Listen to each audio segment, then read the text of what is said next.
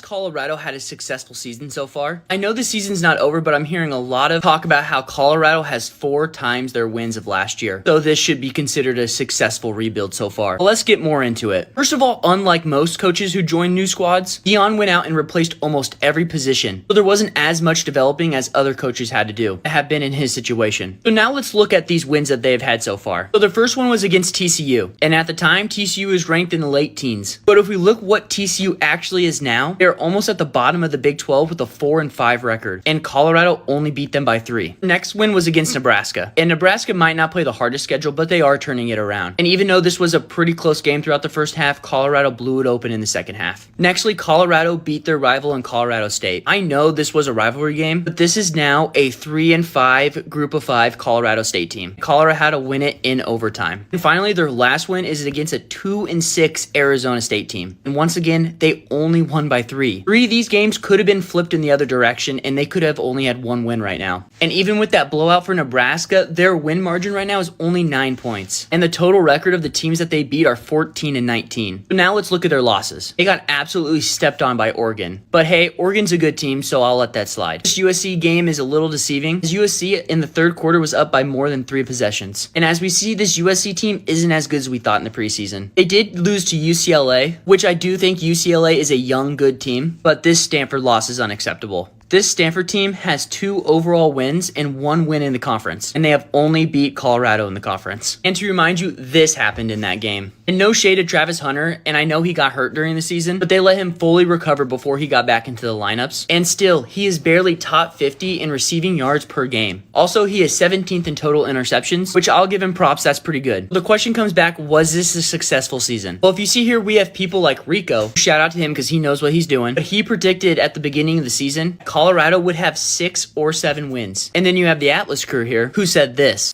Colorado's absolute max wins this year is 5. I think absolutely not. This is not a successful rebuild this season. Now, they can still turn around, but I don't see more than 2 wins on the rest of their season. But I will say we shouldn't jump the gun and give Dion a couple years before we evaluate it.